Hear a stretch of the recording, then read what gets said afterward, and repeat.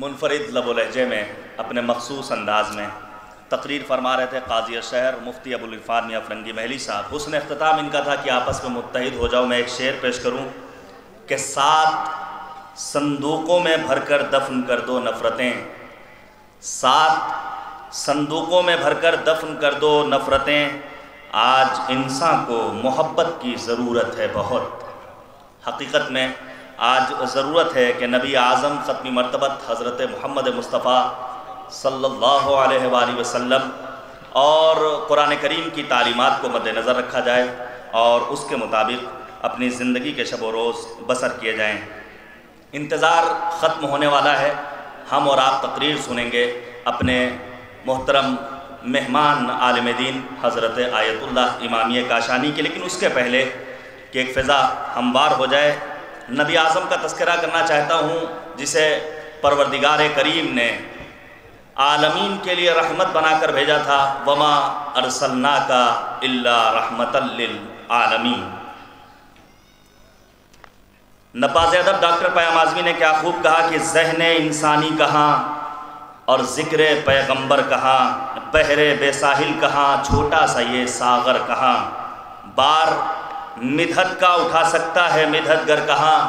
اتنی گنجائش بھلا الفاظ کے اندر کہاں، کیا خبر ہے ٹوٹ جائے فکر کا لنگر کہاں۔ جس کے بچے آبروئے مشرقین و مغربین، جس کے اہل بیت ہیں انسانیت کی زیب و زین، قوت بازو ہے جس کا فاتح بدر و حنین، جس کی بیٹی فاطمہ جس کا نواسا ہے حسین، ایسے گھر والے کہاں ہیں اور ایسا گھر کہاں۔ بوریوں کو تخت سمجھا جس نے شاہی کے لیے، بخش دی راہ عمل ہر ایک راہی کے لیے، یہ بھی تھا مخصوص محبوب الہی کے لیے، سنگریزے ہاتھ پر آئے گواہی کے لیے، بولتے ہیں ورنہ دنیا میں کبھی پتھر کہاں۔ انک لعلی خلق عظیم۔ نبی اکرم نے اپنی زندگی میں اپنے اخلاق و کردار کے ذریعے،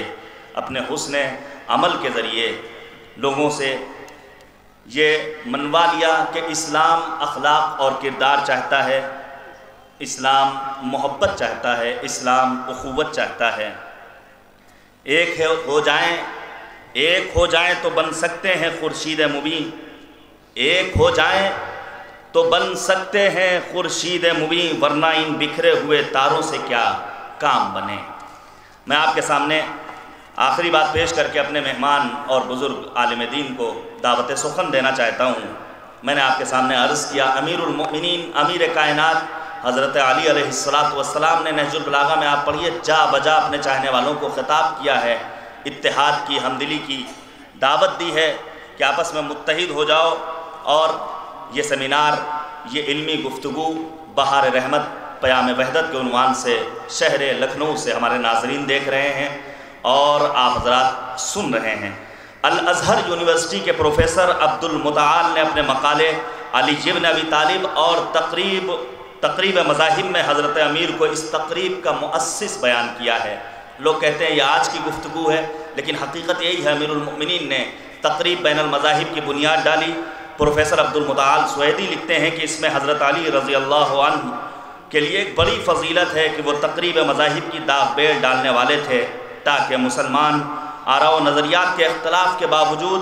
آپسی اتحاد برقرار رکھ سکیں اور برادرانہ زندگی بسر کر سکیں، اور ہر ایک کو اس کی رائے اور نظریات کے سلسلے میں آزاد چھوڑ دیں، اب چاہے صاحب نظر اور اس کی رائے صحیح ہو اور وہ معجور، یا خطا ہو اور معذور۔ یہ مصری پروفیسر آگے تحریر کرتے ہیں کہ مسلمانوں میں اولین اختلاف خلافت کے مسئلے پر تھا، اور حضرت علی رضی اللہ عنہ اس بات کے جانتے ہوئے کہ آپ ہی خلافت کے لیے دوسروں سے اولیٰ ہیں، پھر بھی خلفائے راشدین کے ساتھ آپ نے مدارہ کیا۔ تو آج ہماری بھی ذمہ داری ہے کہ امیر المؤمنین دیگر معصومین قرآنی آیات کی تعلیمات پر عمل کریں۔ وقت تیزی سے گزر گیا، یہ تیسرا دور ہے بہار رحمت پیام وحدت کا۔ میں واقعاً ان جوانوں کا دل کی اتھاہ گہرائیوں سے شکریہ ادا کرتا ہوں۔ اس اچھے انداز سے پروگرام معمولاً کم منعقد ہوتے ہیں، لیکن امید جیسا کہ معین الدین چشتی صاحب نے کہا کہ ادھر چند برسوں سے یہ چیزیں دیکھنے کو مل رہی ہیں، یہ اچھی نوید ہے۔ امید کرتے ہیں انشاءاللہ یہ سلسلہ یوں ہی جاری و ساری رہے گا۔ ان جوانوں کی ہمتوں کو ہم داد دیتے ہیں جنہوں نے شب و روز انتھک کوششوں، کاوشوں اور زحمتوں کے ذریعے اس پروگرام کو منعقد کیا۔ ان تمام علماء کا جو یہاں تشریف فرما ہیں، وہ علماء جو انکساری کے ساتھ آپ کے سامنے بیٹھے ہوئے ہیں اور ڈائس پر تشریف نہیں لائے، آپ تمام مؤمنین جو یہاں آئے، میں ان کا دل کی اتھا گہرائیوں سے شکریہ ادا کرتا ہوں۔ خوش آمدید وہ آیا ہماری چوکھٹ پر، خوش آمدید وہ آیا ہماری چوکھٹ پر، بہار جس کے قدم کا طواف کرتی ہے، بہار جس کے قدم کا طواف کرتی ہے۔ مند تقاضا می کنم از حضرت آیت اللہ امامیہ کاشانی کہ بجائے گاہ خودشن تشریف ببرن و ہمارا از بیانات خود بہرمند بسازن۔ آپ حضرات نعرہ صلوات سے استقبال کریں بر محمد و آل محمد صلوات۔ اعوذ باللہ من الشیطان الرجیم، بسم اللہ الرحمن الرحیم، الحمدللہ رب العالمین، والصلاة والسلام علی سید الانبیاء والمرسلین ابی القاسم محمد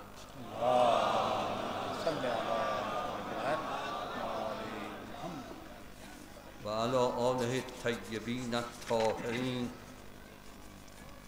وصحبه المنتجبين. قال الله العظيم اطیعوا الله ورسوله ولا تنازعوا فتفشلوا وتذهب ريحكم واصبروا ان الله مع الصابرین. سوره مبارکه انفال آیه کریمه 46. اللهم کن لولیک الحجة ابن الحسن صلواتک علیه و علی آبائه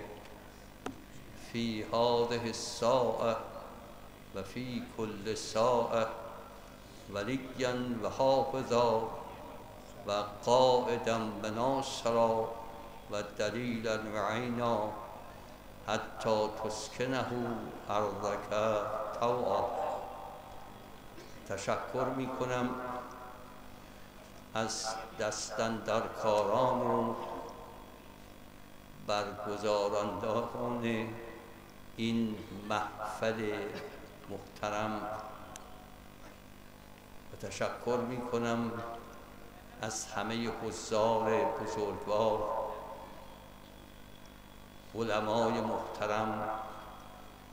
از شیعه و اهل سنت و همچنین همه عزیزان و مسلمانان گرامی مذاهب مختلف که در این مجمع شرکت فرمودند. بسم اللہ الرحمن الرحیم. میں تمام منتظمین کا جو اس عظیم الشان اور مقدس جلسے کا اہتمام کیا ہے ان کا میں تہ دل سے شکر گزار ہوں. خصوصی طور پر میں تمام علماء کرام جو اہل سنت اور اہل تشیع سے ان کا تعلق ہے ان کا بھی تہ دل سے ممنون و مشکور ہوں جنہوں نے اس مقدس محفل میں شرکت فرمائی ہے. اور تمام عزیز اور بزرگوار مسلمان جو اس مقدس شہر کے ہیں اور اس مقدس محفل میں شرکت فرمائی ہے، جن کا مختلف مذاہب سے ان کا تعلق ہے، ان سب کا میں تہ دل سے ممنون و مشکور ہوں. آیه مبارکه‌ای که تلاوت شد بیان مختصرش این است که ای مسلمانان، ای کسانی که ایمان آورده اید، اطیعوا الله و رسوله، از خدا و پیامبر اطاعت کنید. اطاعت کنید در چی؟ در خوندن نماز، در انجام فرائض حج، در روزه ماه مبارک رمضان، در احسان، در انفاق، در صداقت، در طهارت، در پاکی، در اعمال اسلامی و اخلاق اسلامی در اینها اطاعت کنید. بله، اطاعت از همه اینها ضروری است، ولی قرآن کریم روی یک اصل دیگری تکیه کرده. می‌فرماید اختلاف نکنید و با هم متحد شوید و به وسیله اختلاف خود رو ضعیف نکنید و غیر مسلمانان و دشمنان اسلام را بر خودتون مسلط نکنید. واصبروا، یکدیگر رو تحمل کنید. در مسائل جزئی تکیه نکنید، به اصل بپردازید. واصبروا، نیاز نیست در هر چیز با هم باشید از نظر فکر. ان الله مع الصابرین، خدا با کسانی است که استقامت دارند، تحمل می‌کنند، از جزئیات عبور می‌کنند و به اصل وحدت به اسلام تکیه دارند. میں نے اپنے تقریر کے آغاز میں جو سورہ مبارک انفال کی آیت 40/6 کی میں نے تلاوت فرمائی ہے، اس آیت میں اللہ تعالیٰ نے مسلمانوں کو یہ حکم دیا ہے کہ وہ اللہ کی اطاعت کریں، رسول اللہ کی اطاعت کریں۔ اللہ اور رسول کی اطاعت کی معنی یہ ہے کہ ہم نماز برپا کریں، فرائض حج کو بجا لائیں، ماہ مبارک رمضان کے روزوں کو بجا لائیں، ایک دوسرے پر احسان کریں، انفاق کریں، صداقت اور طہارت اور پاکی کا مظاہرہ کریں، اور تمام اسلامی اعمال اور اخلاق اسلامی کی مراعات کریں۔ لیکن ضرورت اس بات کی ہے مسلمانوں کو در حقیقت اللہ کی اطاعت اور رسول اکرم کی اطاعت سے مراد ان تمام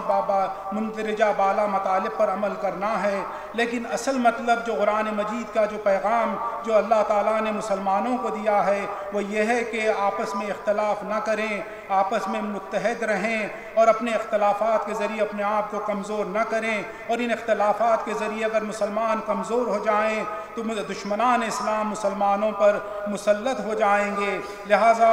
مسلمانوں کو چاہیے کہ جزوی مسائل کو عبور کرتے ہوئے اسلام کی اصلی مقصد کے طرف لوٹ آ جائیں، اور اصلی مقصد یہ ہے کہ گرچہ مسلمانوں کے درمیان فقہی اختلافات ہیں، لیکن فقہی اختلافات اس بات کا باعث نہ بنے کہ مسلمان آپس میں اختلاف کریں اور آپس میں متحد نہ رہیں۔ اسی خاطر اللہ کا پیغام آخر میں ہے کہ جو اسلام کے راہ میں صبر کرتے ہیں اور صبر کا مظاہرہ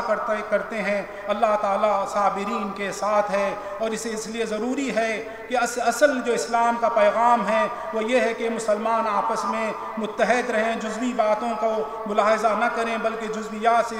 عبور کرتے ہوئے اصل اسلام جو وحدت بین مسلمین عالم ہے، اس اصل کو حاصل کرنے کے لیے مکمل طور پر کوشاں رہیں۔ ضمن تبریک سالروز ولادت رسول اکرم صلی اللہ علیہ وآلہ وسلم، صلی علی محمد و آل محمد، و سالروز تولد امام صادق علیه السلام به یکی از اصولی که مورد اتفاق جهان اسلام است بنده اشاره می کنم، به اون اصل قیام مهدی آخر الزمان ارواحنا له فدا. مسئله قیام مهدی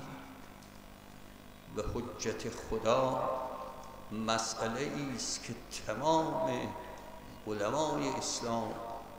و راویان حدیث از شیعه و سنی از پیامبر اکرم صلی الله علیه و آله و سلم نقل کردند. میں رسول اکرم صلی اللہ علیہ وآلہ وسلم کی ولادت باسعادت کی مبارکباد تمام حاضرین کی خدمت میں پیش کرتا ہوں۔ اس کے علاوہ امام جعفر صادق علیہ السلام کی ولادت باسعادت کی مبارکباد بھی آپ تمام حاضرین کی خدمت میں پیش کرتا ہوں۔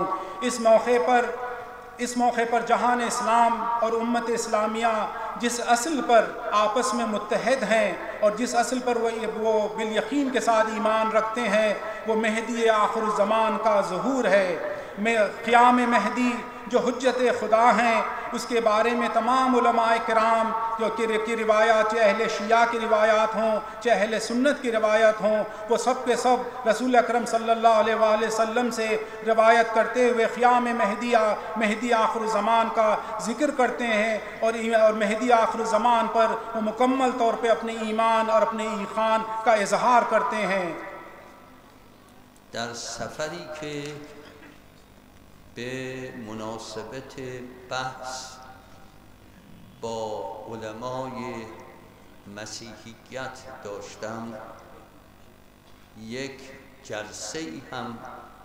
داشتم با پاپ که رئیس مسیحیت کاتولیک است در واتیکان۔ میں اپنے مختلف سفر میں ایک سفر کے دوران علماء عیسائیت سے میں نے ملاقات کی، اور خصوصی طور پر کاتولک عیسائیوں کے پاپ اعظم جو ویٹیکن سٹی روم میں سکونت پذیر ہیں، ان سے میری ملاقات ہوئی تھی۔ با ایشان این بحثم بود که دنیا به انتظار منجی و مصلح است و این مصلح در مکتب مسیحیت عیسی مسیح است و در مکتب اسلام مهدی موعود علیه السلام. و در این جهت بحثم این بود که انجیل بر این معنا هم اشاره دارد، و بعد از این که مفصل با ایشان صحبت کردیم، همین پاپ که به نام راتسینگر بود و بعداً استعفا کرد و پاپ دیگر آمد، اون زمان که سال 1375 هجری شمسی بود، ایشان رئیس کمیته علمی واتیکان بود۔ میں نے اپنے بحث کے دوران ویٹیکن سٹی کے پاپ اعظم کی خدمت میں اس بات کو عرض کیا کہ عیسائیت اور اسلام دونوں مشترکہ طور پر منجی آخر الزمان کے متعلق مساوی طور پر اعتقاد رکھتے ہیں۔ وہ عیسائی حضرت عیسیٰ کو منجی آخر الزمان مانتے ہیں، بلکہ اسلام مہدی علیہ السلام کو منجی آخر الزمان کے طور پر ان کا تعارف کیا جاتا ہے۔ اور میں نے ان کے خدمت میں عرض کیا، پاپ اعظم کی خدمت میں عرض کیا کہ انجیل کے متعدد آیات میں منجی آخر الزمان کا تفصیلی اشارہ کیا گیا ہے، اور اس دور میں یعنی تقریباً 207 میں نے تقریباً 22 سال پہلے میں نے جو پوپ سے جو ملاقات کی تھی، پوپ کا نام تھا پوپ راتسینگر، جو آج موجود نہیں ہیں۔ پاپ به بنده گفت که من به شما تبریک میگویم که شما بلند شدید و در کشورهای مختلف می روید و با ادیان مختلف صحبت می کنید بر سر مسئله ای که مهمترین مسئله روز است و تنها درمان نسل جوان است که از یأس و ناامیدی نجات پیدا می کنند و امید به آینده دارند. این بزرگترین اصل مترقی و بالاترین نیاز دنیای بشریت است. پاپ اعظم نے، میں نے جب اپنی بحث مہدی آخر الزمان اور منجی آخر الزمان کے بارے میں ان کی خدمت میں عرض کیا تو آپ نے میرے جواب میں کہا کہ میں آپ کی خدمت میں مبارکباد عرض کرنا چاہتا ہوں، کیونکہ آپ مختلف ممالک کا دورہ کرتے ہیں اور اپنے ہر دورے پر منجی آخر زمان کی اہمیت اور عظمت کو بیان کرتے ہیں، اور منجی آخر زمان کی عظمت اور اہمیت کو بیان کرنا در حقیقت موجودہ عصر کا سب میں اہم ترین مسئلہ ہے، چونکہ آج کی موجودہ نسل جوان، دنیا کی نسل جوان نا امید ہو چکی ہے اور ان کی آئندہ اور مستقبل ان کے لیے روشن نہیں ہے۔ لیکن جب منجی آخر الزمان کا جب ذکر آتا ہے، جب منجی آخر الزمان کے مسائل کو جب نوجوان نسل کے سامنے، انسانیت کے سامنے پیش کیا جاتا ہے، تو دنیا اور انسانیت وہ امیدوار ہوتی ہے آئندہ اور روشن مستقبل کے لیے، ان کا راستہ ان کے سامنے روشن ہو جاتا ہے۔ لہٰذا اس مقدس کام کے لیے پاپ اعظم نے حضرت آیت اللہ کی خدمت میں اپنی تہنیت، اپنی مبارکباد ان کی خدمت میں پیش کیا تھا۔ و بحث منجی در جهان بشریت امروز بحثی است مشترک بین تمام اقوام و همه پیروان ادیان، مسلمانان، مسیحیان، یهودیان، زرتشتیان، بوداییان، هندویان، تمام جمعیت های روی زمین هر کدام به یک صورت بحث از منجی می کنند و به چنین آینده ای امیدوارند۔ منجی آخر الزمان کا بحث تمام بشریت کے درمیان موجود ہے، اور اس بشریت میں رہنے والے انسان جو مختلف ادیان کے ماننے والے ہیں، چاہے عیسائی ہوں، چاہے مسلمان ہوں، چاہے یہودی ہوں، چاہے آتش پرست ہوں، چاہے بودائی ہوں، چاہے ہندو ہوں، تو تمام ادیان کے ماننے والے لوگ اور انسان جو اس دنیا میں بسر کرتے ہیں، ان کے ادیان میں منجی آخر الزمان یعنی آخر الزمان کے موقع پر ایک نجات دہندہ اس دنیا میں وہ ظہور کرے گا اور دنیا کو تمام ظلمات سے نجات دلائے گا، اور یہ اور ایک آئندہ ایک مستقبل روشن اور مستقبل روشن کو دنیا کے سامنے پیش کرے گا، اور دنیا مستقبل اور ترقی کے راہ پر گامزن ہوگی، اور یہ بحث تمام ادیان میں تفصیل کے ساتھ بیان کیا گیا ہے۔ درباره وجود مقدس مهدی آخر الزمان که محور وحدت است در جهان اسلام، این نکته مورد بحث بنده است که خیلی خلاصه عرض می کنم، و اون این است که بعضی فکر کردن چه از شیعیان و چه از اهل سنت فکر کردن که بین شیعه و سنی گرچه در اصل مهدی توافقه، ولی شیعیان میگویند تولد یافته و اهل سنت میگویند معلوم نیست تولد یافته باشد. ولی بنده عرض میکنم که بسیاری از علمای اهل سنت با شیعه هماهنگند که این مهدی فرزند حضرت عسکری است و تولد یافته و اکنون قائم۔ وجود مقدس مہدی آخر الزمان میری اپنی تقریر کا محور ہوگا، اور میں خلاصہ اس بارے میں خلاصہ مطلب بیان کرنا چاہتا ہوں، وہ یہ ہے کہ شیعیان جہان اور اہل سنت کا میں مہدی آخر الزمان کے بارے میں اس عقیدے میں وہ اتفاق رکھتے ہیں، لیکن شیعیان جہان یہ کہتے ہیں کہ مہدی آخر الزمان حضرت امام حسن عسکری علیہ السلام کے تنہا فرزند ہیں جو بقید حیات ہیں اور جو متولد ہو چکے ہیں، لیکن اہل سنت کے درمیان یہ عقیدہ ہے کہ گرچہ وہ مہدی آخر الزمان کے بارے میں اعتقاد رکھتے ہیں، لیکن بعض کے درمیان یہ عقیدہ ہے کہ شاید وہ اب تک وہ دنیا میں جو آخر الزمان کے موقع پر وہ اس دنیا میں متولد ہوں گے۔ لیکن میں آپ کی خدمت میں عرض کرنا چاہتا ہوں کہ اہل سنت والجماعت کے جید و نامور علماء اور محدثین نے تاریخ کے ہر دور میں اس بات پر تاکید فرمائی ہے کہ اور احادیث کے متعدد روایات میں اس حقیقت کو انہوں نے بیان کیا ہے کہ مہدی آخر الزمان امام حسن عسکری علیہ السلام کے تنہا فرزند ہے جو متولد ہو چکے ہیں اور جو بقید حیات ہے، جو ہم ہمارے ساتھ اس دنیا میں زندگی بسر کرتے ہیں۔ بنده که به حمدالله توفیق یافتم این بحث رو تعقیب کنم به تحقیق کنم،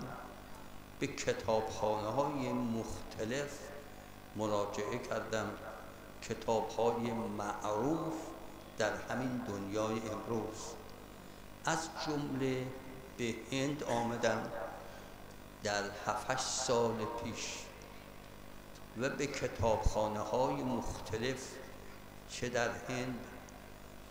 چه در دهلی نو و چه در حیدرآباد و چه در لکنو سر زدم به کتابخانه‌ها و از جمله کتابی که به دستم آمد کتابی است به نام مسلسلات که این مسلسلات تألیفش رو شاه ولی الله دهلوی از شخصیت‌های برجسته قرن 11 هجری قمری داشتن. اکنون متنی که ایشان نقل کرده‌اند به حضور شما عرض می‌کنم. مجھے اللہ تعالیٰ نے یہ توفیق عطا کیا ہے کہ میں حضرت مہدی سلام اللہ علیہ کے بارے میں کہ وہ امام 11ویں امام کے تنہا فرزند ہیں اور وہ متولد ہو چکے ہیں اور بقید حیات ہیں، اس کے بارے میں دنیا کے مختلف کتاب خانوں کا میں نے دورہ کیا اور اس میں موجود تمام اہل سنت والجماعت کے معتبر کتابوں کا میں نے مطالعہ کیا۔ خصوصی طور پر میں نے ہندوستان کا بھی کئی سال پہلے بھی اسی ضمن میں نے دورہ کیا تھا اور شہر لکھنؤ اور شہر دہلی اور ہندوستان کے دیگر مشہور و معروف کتاب خانوں کا میں نے دورہ کرتے ہوئے اس ضمن میں متعلق جو کتابوں کا میں نے مطالعہ کیا اور ایک کتاب کو میں نے ملاحظہ کیا۔ اس کتاب کا عنوان ہے مسلسلات اور اس کتاب کے مؤلف حضرت شاہ ولی اللہ دہلوی ہیں جو 11ویں صدی ہجری کے جید ہندوستان اور بر صغیر کے جید علماء اہل سنت میں ان کا شمار ہوتا ہے، اور ان کی اس موجود کتاب میں ایک حدیث جو شاہ ولی اللہ دہلوی نے اس کا ذکر کیا ہے، اس کا ذکر میں تمام حاضرین کی خدمت میں عرض کرنا چاہتا ہوں۔ نام کتابی که شاه ولی الله دهلوی نوشته است این است: الفصل المبین فی المسلسل فی حدیث نبی صلی الله علیه و آله. اصطلاح مسلسل و مسلسلات در حدیث این است که اگر تمام راویان حدیث شخصیت‌های برجسته اون زمان بودن و شخصیت‌های معروف بودن و از نظر علمی و دینی قابل خدشه نبودن، این حدیث رو میگویند حدیث مسلسل و در این کتاب تعدادی حدیث است به نام مسلسلات من حدیث نبی صلی الله علیه و آله. از جمله این حدیثی است که عرض می‌کنم. جو اس کتاب میں جو آپ حضرت آیت اللہ نے اس کی کتاب کا عنوان آپ کے حاضرین کے سامنے پیش فرمایا ہے، اور آپ فرماتے ہیں کہ حدیث مسلسل ان احادیث کو کہا جاتا ہے جن کے راویان اور روات وہ شخصیتیں ہوں جو اپنے دور کے انتہائی برجستہ علمی اعتبار سے اور دینی اعتبار سے قابل اعتماد اور قابل ثقہ ہوں، اور ان پر اس دور کے لوگ ان کے ایمان پر ان کے اخلاص پر وہ مکمل طور پر اعتماد کرتے ہوں۔ تو لہٰذا یہ حدیث جو اس سلسلے سے جو روایت موثقہ کے سلسلے سے جو احادیث کو بیان کیا جاتا ہے، ان احادیث کو حدیث مسلسل کہا جاتا ہے۔ لہٰذا حضرت شاہ ولی اللہ دہلوی نے اپنی اس حدیث کے مجموعہ کتاب جو مسلسلات احادیث نبوی کے طور پر اکٹھا کیا گیا ہے، اس میں سے ایک حدیث میں آپ تمام حاضرین کے خدمت میں عرض کرنا چاہتا ہوں۔ در این کتاب شاه ولی الله دهلوی حدیث مسلسل رو توضیح داده، میگوید مسلسلا بانفراد کل راو من رواته بصفت عظیمت تفرد بها. معنای حدیث مسلسل این است که اگر 10 نفر 15 نفر راوی یک در هر زمان نقل کردند تا به پیغمبر اکرم رسیدن، اینها تمام اگر شخصیتی بودند از نظر صفات علمی و اخلاقی متفرد، یعنی منحصر به فرد زمان بودن، این رو بهش میگوین حدیث مسلسل. بعد حدیث رو بیان میکنه. ابتدا میگه قال اخبرنی فرید و اصله از شیخ حسن ابن علی، شرح میده تا حافظ اصله، فقیه اصله، واعظ اصله، یک میاره تا اینجا که بنده دیگه این راویان رو چون خسته کننده است اسم نمیارم تا میرسد به این راوی. ان احمد ابن محمد ابن هاشم بلازری حافظ و زمانه. اینها همه نقل کردن از احمد ابن محمد ابن هاشم بلازری که از شخصیت‌های برجسته قرن 3 هجری قمری و قرن 4 هجری قمری است. این حدیث رو از ایشون نقل. شاہ ولی اللہ دہلوی اپنے اس کتاب میں اس بات کی وضاحت کرتے ہیں کہ حدیث مسلسل ان احادیث کو کہا جاتا ہے کہ ہر دور میں کم سے کم 10 سے لے کر 15 افراد راویان حدیث اس حدیث کو ذکر کریں، اور وہ راویان حدیث جن کے بارے میں اس سے قبل بھی خدا آیت اللہ نے فرمایا تھا کہ وہ با اعتماد ہوں، ایماندار ہوں اور با اخلاص ہوں اور سچے ہوں اور اپنے دور کے منحصر بے فرد شخصیتیں ہوں، یعنی وہ علمی اعتبار سے ان سے بالا ترین شخص دور میں پیدا نہ ہوں۔ اگر ایسے افراد 10 سے 15 تک اس کو ایک دور میں اس کی روایت کر رہے ہیں، اس سے پہلے کی دور میں اسی طرح سے 10 سے 15 افراد اس معتبر افراد اس حدیث کو روایت کریں، اور سلسلہ ہوتے ہوتے اگر جا کر رسول اکرم صلی اللہ علیہ وآلہ وسلم کے دور تک جا کے ملتا ہے تو اس حدیث کو حدیث مسلسل کہا جاتا ہے۔ اور اس حدیث کی جو روایت حضرت آیت اللہ نے یہاں پر اس کی تلاوت فرمائی ہے، یا یہ حدیث مسلسل کی روایت کا ایک دوسرے کا تسلسل جا کر جو ملتا ہے وہ جناب احمد ابن محمد ابن ہاشم بلازری سے جا کر ملتا ہے، جو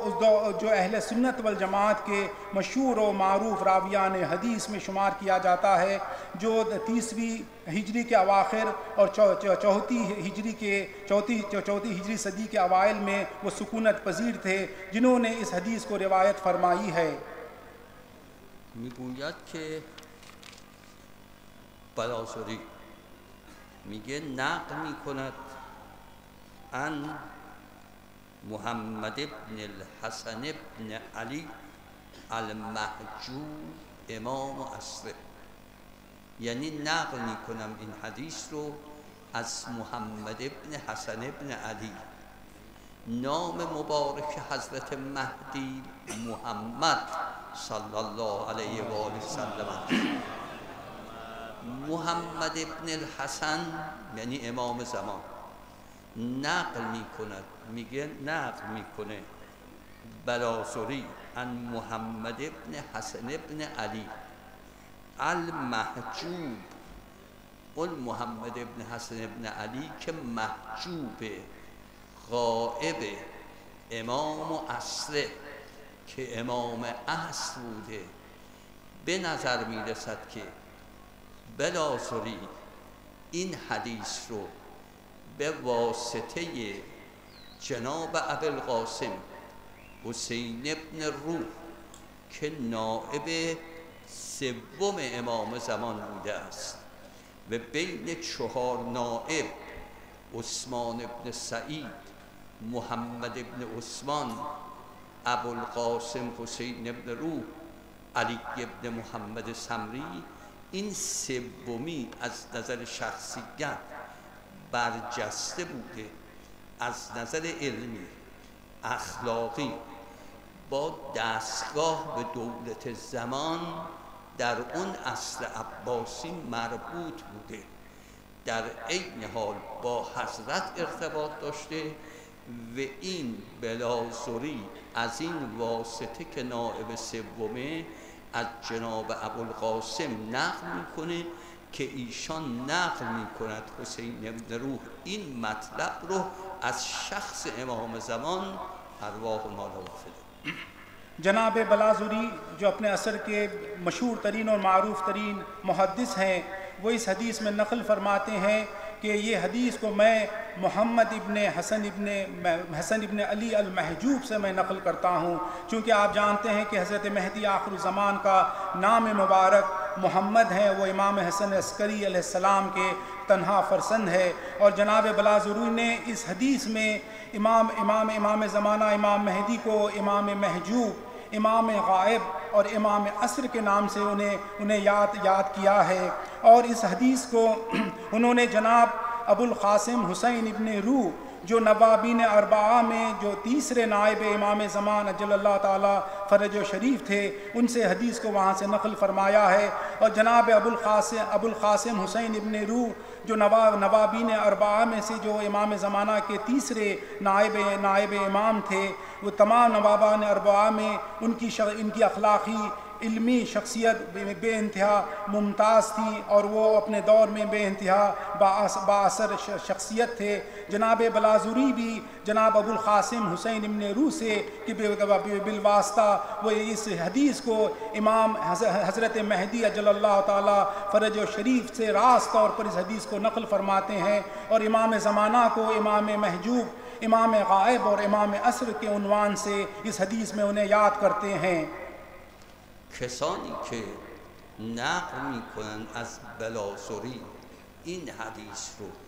که او از جناب ابوالقاسم حسین ابن روح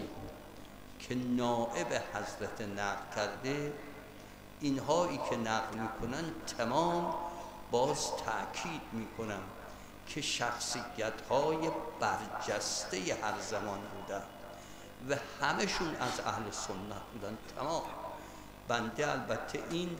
مدرکی ندارد جز کتابی که خود بنده نوشتم و هنوز چاپ نشده، در یک جلدش بحثم تمام این است که علمای اهل سنتی که با شیعه در هویت حضرت مهدی،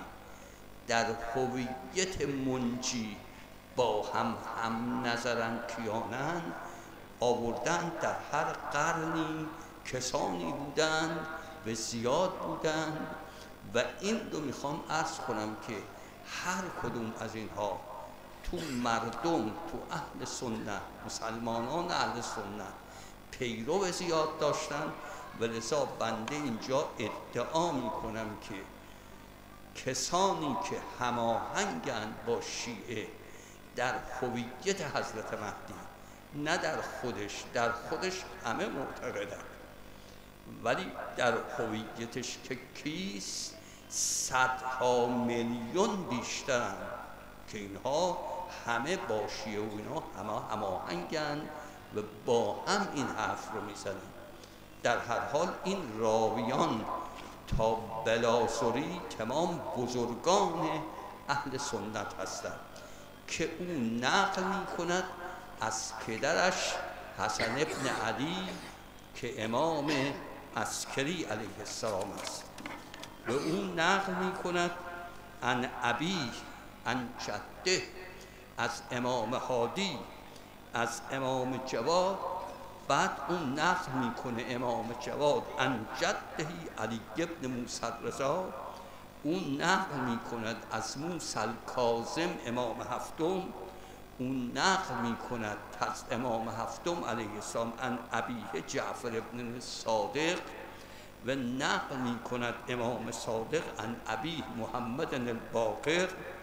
و امام باقر نقل میکند عن ابیه علی ابن الحسین زین العابدین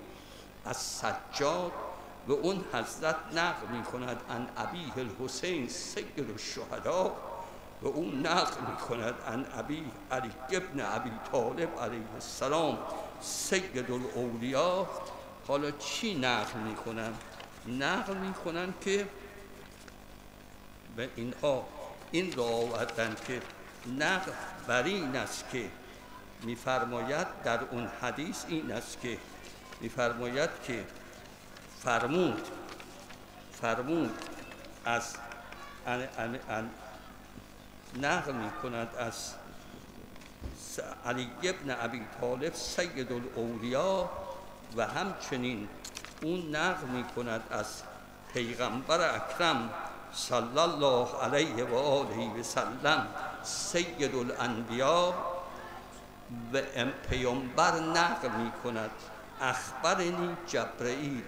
قال رسول اکرم اخبرنی جبرئیل سید الملائکه که قال الله سید السادات خدای متعال که سید ساداته چنین فرمود. آپ ملاحظہ کریں کہ جناب بلازوری کے دور تک جو حدیث کو نقل کیا گیا ہے علماء اہل سنت کے معتبر کتابوں میں یہ اس روایات کو نقل کیا گیا ہے، اور میں نے تمام اہل سنت کے محدثین کے کتابوں کا میں نے مطالعہ کیا ہے، اور اس بات پر میں آپ کی خدمت میں عرض کرنا چاہتا ہوں کہ ہر دور اسلام کے ہر 1400 صدیوں کے دوران خصوصی طور پر غیبت صغریٰ سے لے کر غیبت کبریٰ کے دور میں آج تک ہر دور میں ہر صدی میں سینکڑوں کی تعداد میں جید اہل سنت کے محدثین اس بات کے معتقد تھے، جس طرح سے مہدی آخر زمان کے بارے میں اہل تشیع کا اعتقاد ہے کہ امام مہدی آخر زمان امام حسن عسکری علیہ السلام کے تنہا فرزند ہیں، وہ متولد ہو چکے ہیں اور دنیا میں موجود ہیں، اور اسی طرح کا اعتقاد اہل سنت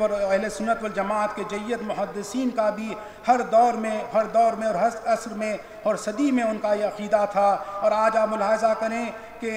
شیعان جہان کے علاوہ اہل سنت جہان اور تمام مسلمین جہان اصل مہدویت پر تو مکمل طور پر یقین رکھتے ہیں اور اعتقاد رکھتے ہیں، لیکن اکثریت مسلمانان جو شیعہ ہوں سنت ہوں وہ امام حسن عسکری علیہ السلام کے تنہا فرزند کو وہ مہدی آخر زمان کے طور پر اپنا وہ ایمان رکھتے ہیں، اور اس کا مسلسل ذکر اہل سنت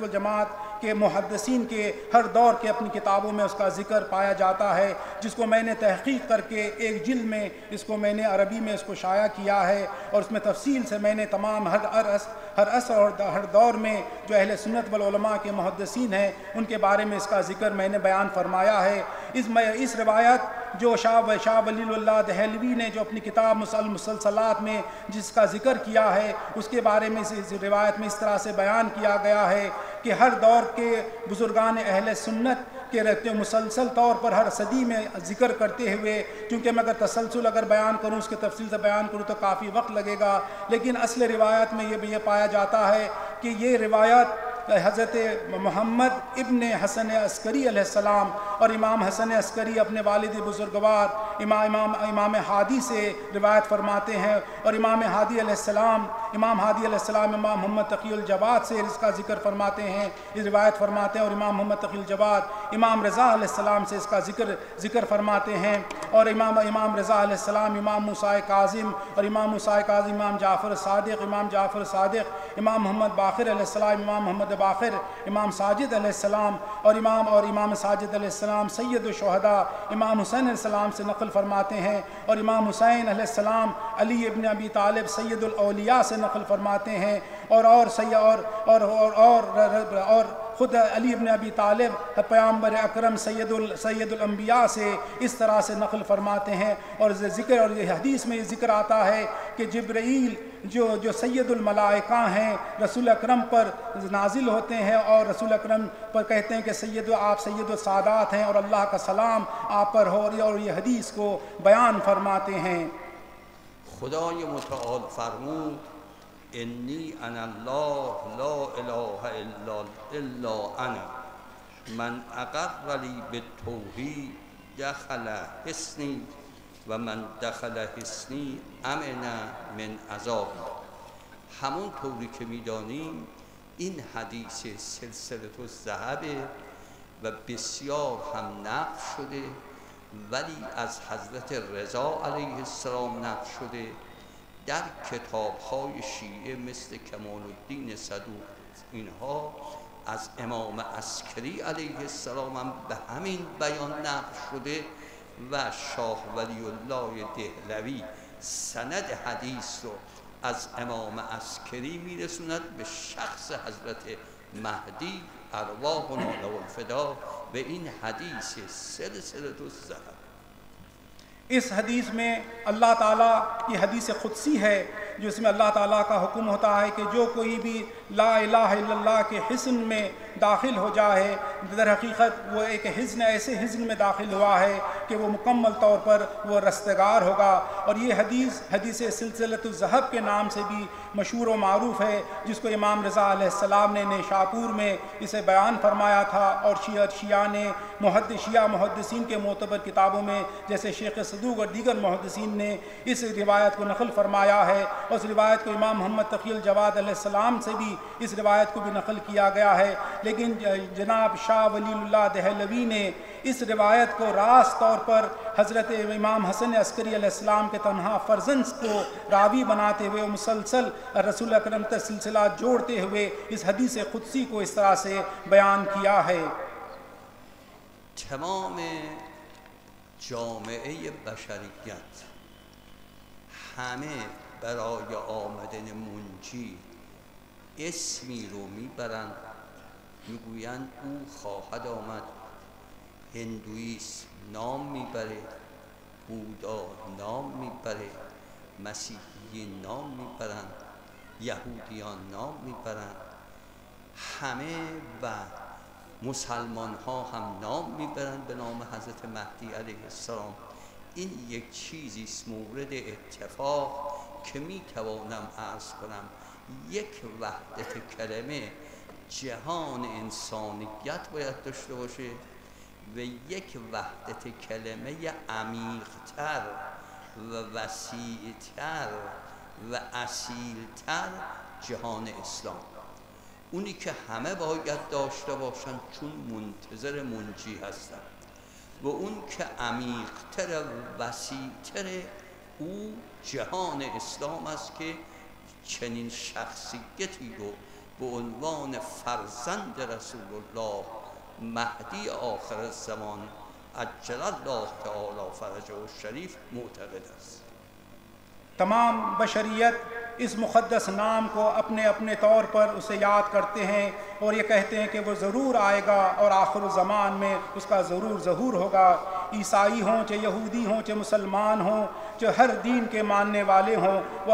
اس مہدی آخر الزمان کو اپنے اپنے طور پر اسے یاد کرتے ہیں. لیکن مسلمانان جہان اسے مہدی آخر الزمان کے عنوان سے یاد کرتے ہیں. در حقیقت اعتقاد مہدویت پر اعتقاد انسانیت کو آپس میں متحد کرنے کا بہترین وسیلہ ہے. لیکن یہ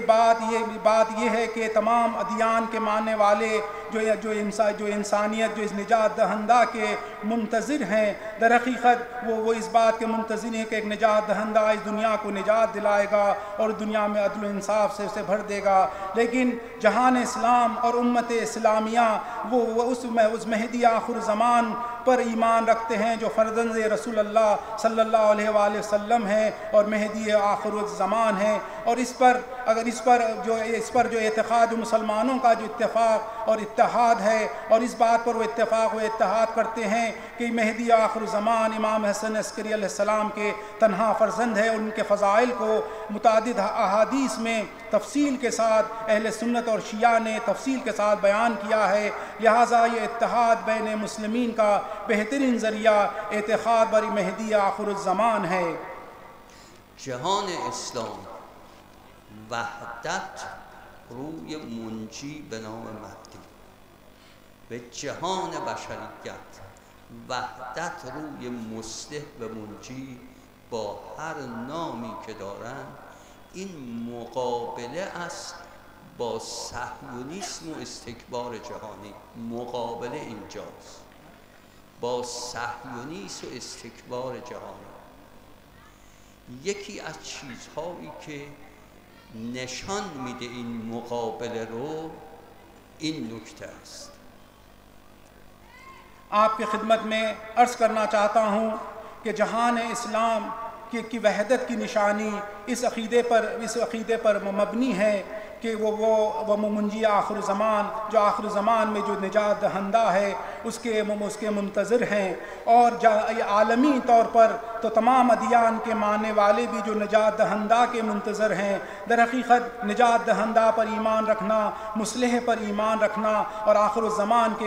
کے منجی عالم پر ایمان رکھنا انسانیت کو آپس میں ایک دوسرے سے جوڑتا ہے، اور یہ ایسا نقطۂ اشتراک ہے جس کا پوری دنیا ایک جگہ سمٹ کر صہیونیت کا اور عالمی سامراجیت کا ڈٹ کر وہ مقابلہ کر سکتی ہے، اور یہی اس چیز سے عالمی سامراجیت اور صہیونیت اس چیز سے اور اس حقیقت سے مکمل طور پر وہ خوف زدہ ہیں۔ این نکته که عرض کردم در تمام کتب معتبر اهل سنت آمده، تمام کتب معتبر، که اینجا جای این نیست که بنده آدرس عرض کنم و خسته کنم محضر. این نکته آمده است که حضرت مهدی علیه السلام وقتی ظهور کنه، اولین نقطه‌ای که نماز میخونه در بیت المقدس، در بیت المقدس نماز میخوند و الناس مردم در اقتداءند. عیسی ابن مریم نازل میشه در حالی که وضو گرفته، از محاسن شریفش آب میچکه، میآید برای اقتدای به امام زمان. حضرت میره کنار، میفرماید بفرمایید شما مقتدا باشید. حضرت عیسی دست میذاره پشت کمر حضرت ولی است، میگه تقدم، شما جلو بایست، کرامتا لک وللامه، بایستی شما بری جلو. و حضرت مهدی جلو میاد برای نماز و حضرت عیسی به او اقتدا میکنه. اولین نماز در بیت المقدسه، همین بیت المقدسی که الان استکبار جهانی آمده پایتخت صهیونیست‌ها رو به بیت المقدس داره میگه باید باشه. این پیداست که نقطه استکبار، نقطه استعمار، نقطه ضد بشریت، ضد انسانیت، ضد تمام بشر روی زمین در هر مذهب و آیین صهیونیست است و استکبار. و امام اصل نماز اونجا میگذاره در برابر این که همه این نقشه ها و توطئه ها رو خوب میکنه. آپ ملاحظہ کریں کہ یہ نقطہ جو آپ کی خدمت میں عرض کرنا چاہتا ہوں،